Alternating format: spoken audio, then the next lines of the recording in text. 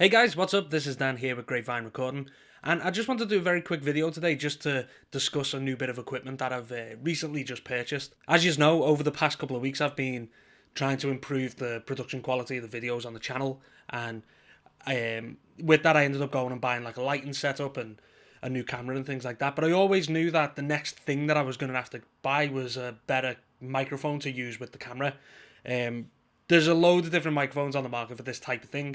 I'll talk about some of them in a moment, but the one that I went for was the Rode VideoMic Pro. So this is the microphone here. As I say, it's the Rode VideoMic Pro. Rode are a company that I've used for pretty much the entire time that I've been doing this type of stuff. Whenever I've been dealing with audio, the Rode microphones are always me go-to microphones for a lot of different applications. Right now I'm talking to you through a Rode NTG2. Just off to the side here, I've got a Rode NT1, which is kind of like the first proper microphone that I ever bought. So I knew that buying a Rode microphone was always going to be something that would be reliable, and I knew that the quality was going to be as good as possible, and definitely good enough for the type of things that we're doing here. So looking at the microphone itself, it is just an on-camera shotgun microphone. This attaches to the camera using a cold shoe connector, so it doesn't actually draw any power from the camera. This comes with its own power supply inbuilt, so you attach a 9-volt battery, and according to the box it says that if you use an alkaline 9-volt battery you can get up to 70 hours battery life with it, which is phenomenal. So it all goes together quite nicely. It just attaches to the top of the camera with the cold shoe connector and just goes into the microphone input just with a 3.5mm jack on the side. Now the camera I use is the Canon EOS 700D, and Canon cameras are actually quite well known for not having the best audio capabilities. The microphone that comes, that is inbuilt with the camera isn't the best quality in the world, and the microphone preamp that actually comes in, which is, as I say, just a 3.5mm connector, is very, very noisy. So the main reason why I went with this microphone is that on the back it's got an option to boost the signal coming off the microphone by 20 dB. Now this is very important because it means you don't have to add a lot of gain on the camera's preamp, which means that the sound quality is often a lot better. There's a lot less hiss, there's a lot less background noise, and it works phenomenally well. A lot of other microphones that I looked at doesn't have this. It doesn't have this feature inbuilt, so that was the exact reason why I paid the little bit extra to get that feature on this. So looking on the back of the microphone, you can see that there are two sliders which give you access to all the operational controls. The top slider goes from off in the left hand position, on in the middle position, and then on with a low cut filter on the right hand position. What's also really good about this is that it gives you the power indicator. The light will go green when it's on, and it will also go red when the battery is getting low. One thing that you're going to have to remember with this is because the microphone's power can be switched on and off independently from the camera, a lot of the times you might actually push record on your camera to find that you're not getting any audio. So you've got to remember, just as a setup check, to actually make sure that the microphone is switched on. At the bottom you've got another 3-way selector. In the center it's just a parity dB, not a boost, not a cut. If you move it, click to the left, you get a 10 decibel pad. So if you're recording any loud, in any loud environments or any loud noises, you can just add a 10 decibel pad.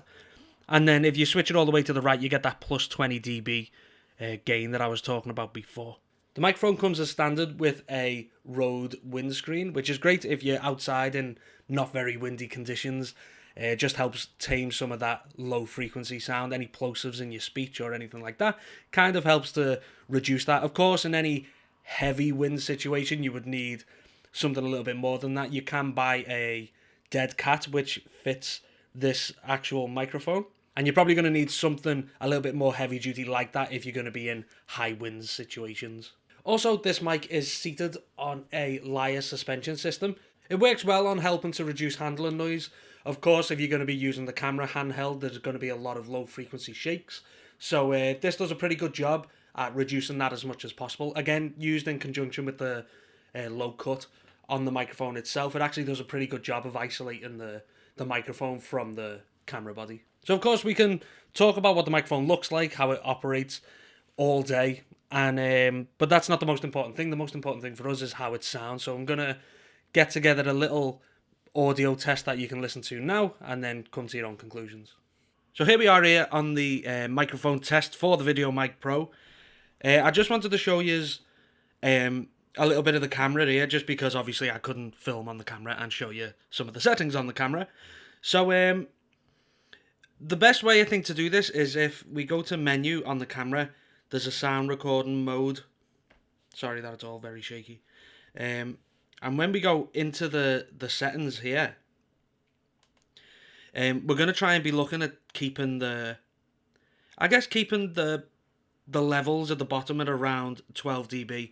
Because I'm going to be using the microphone in its different in its different configurations at plus 20, 0, and minus 10, I'm going to change the gain on the preamp, so at least at all times we're trying to be hitting around the 12 dB mark, just so we can we get a more accurate test, and so you can better hear the difference between the three positions on the boost. So here we are for the audio test. This is the VideoMic Pro in its plus 20 position. I'm just going to read the opening paragraph of The Hobbit because it's a good book.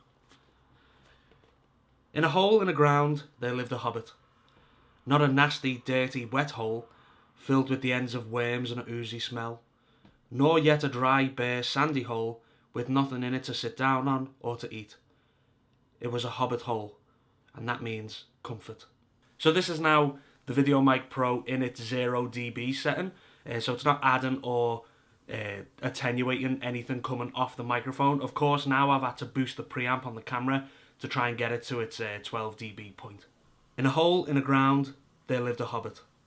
Not a nasty, dirty, wet hole filled with the ends of worms and an oozy smell, nor yet a dry, bare, sandy hole with nothing in it to sit down on or to eat. It was a hobbit hole, and that means comfort. And now here we are with the VideoMic Pro set into its 10 dB attenuation. So again, I've had to boost the preamp even more on the camera, so you should hear a little bit more of a background hiss as the preamp's trying to work more and more. In a hole in the ground there lived a hobbit. Not a nasty, dirty, wet hole filled with the ends of worms and an oozy smell, nor yet a dry, bare, sandy hole with nothing in it to sit down on or to eat. It was a hobbit hole, and that means comfort. And just for an interesting point, this is the onboard microphone on the Canon. There should be a very, very big difference between all the audio so far and this one. In a hole in the ground there lived a hobbit. Not a nasty, dirty, wet hole filled with the ends of worms and an oozy smell, nor yet a dry, bare, sandy hole with nothing in it to sit down on or to eat. It was a hobbit hole, and that means comfort. So it's just worth pointing out that, again, I'm about arm's length away from the camera. So the microphone, the VideoMic Pro is set atop my camera. So with it being a little bit further away, you probably will hear a little bit more of the room sound. Of course, if I was closer, if I was using a shallower lens, like a 10 to 18 millimeter lens, I would be naturally closer to the microphone anyway. But this is kind of the way that you would hear it if I use it in this configuration. As of right now, I'm using a Rode NTG2 just set atop the desk here, just so I can talk to you when we're not doing the tests. And I just think this is an interesting way to see the difference between the three settings on the microphone itself, so you can hear what the minus 10 dB, the parity, and the plus 20 dB sounds like. I think it's clear to see that the plus 20 dB is a lot cleaner than the other two settings, and that's why I chose this mic. And also I wanted to mention, as like a little bit of a heads up, is that if you're planning on using this microphone on top of the camera, it kind of starts going hand in hand with what lens you use. Of course, a lot of people use a wide angle lens, which is kind of like a 10 to 18 millimeter. When those types of lenses are getting used, often the subject is a lot closer to the camera, which means that when the microphone is actually affixed to the top of the camera, you're actually a pretty good distance away, so there's a lot less room sound. Of course, then, if you're someone who uses like a 50mm lens or, a 75, 100mm lens, your subject is a lot further away from the camera, to keep them in frame. When the microphone's then attached to the camera, the subject is so far away that often you'll get a lot of room noise and things like that. One thing you can do, which is great with this, is that it's actually got a mic stand connector at the bottom, just a regular, I think it's 1/4 inch connection. If you've got a regular microphone, boom stand or just a microphone stand, this will just attach to that, and you can have it as close to the subject as you want out of frame. Obviously, then you've got the problem that the wire is only that long. Rode do sell expansion cables for extra money, but it's something to look at if you're using a longer lens and your subject is often further away from the camera. Like right now, I'm using it at 18 millimeters, so I'm pretty close. I'm about an arm's length away from the camera. But if I was using a 75mm or 50mm, I would be substantially further back. And as you know, the further away the microphone is from the direct signal, you incur a lot more of the room sound in there. It's just something to bear in mind. And finally, I just wanted to talk about some alternatives to the VideoMic Pro. Rode do two other onboard camera microphones, which are similar to this. They do the Rode VideoMic Go and the Rode VideoMic Standard. Again, they operate in a similar way, but they don't have the plus 20 dB gain, which was kind of the crucial thing for me. Rode also do a stereo version of this, but it's not really what I was looking for, so not really going to include it in this. And more interestingly, there's a much cheaper option, which is something that I was very intrigued to look at, and it's something that I am probably going to look at over the next couple of months just because the price is so good. It's by a company called Takstar, and their microphones I've used quite a lot. I've got a couple of like pencil condenser microphones which I love to use from them, and they do a similar onboard shotgun microphone which is probably about 5 times cheaper than the Rode VideoMic Pro. There's one called the Takstar SGC598, which is similar more to just a regular standard video mic. It doesn't have the 20 dB boost. But there's another product by them which is called the Takstar SGC698. That model does have the plus 20 dB boost. So if you're like me and you're just using the microphone directly into the camera, kind of bypasses the need to boost the signal even more with the onboard preamps. Yeah, so the SGC 598 will set you back about £23, and the 698 will set you back about £30. So as you can see, it's probably, as I say, it's about 5 times cheaper than the VideoMic Pro. On Amazon, you're looking at around £160, £170 for that.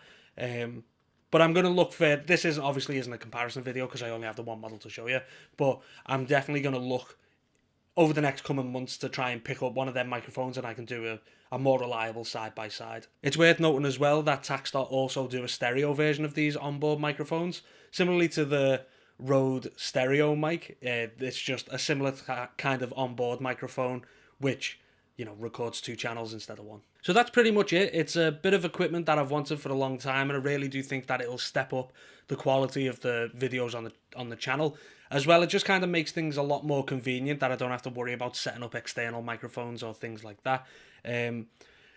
Also, when you're out and about, you know, you don't have to worry about bringing a portable recorder and a separate microphone and plugging it all in. It just connects directly to the camera, plugs into the side, and you're pretty much good to go, as long as you remember to keep it turned on. So I hope that gives you a little bit of an insight into what this microphone can do. Again, I didn't want to do an in-depth review because there are many scenarios where you might use this microphone, which is just kind of not where I'd use it. So I wanted to just speak to you about it in the context of how I'm going to use it and how it's going to hopefully improve the quality of videos that we do here on GrapeVineRecording. So yeah, I'm going to end it there. Let me know what you think in the comments below. Please remember to leave a like if you enjoyed it, and if you want to see any more, remember to subscribe to the channel. But this has been Dan with GrapeVineRecording, and I'll see you all very soon. Bye-bye.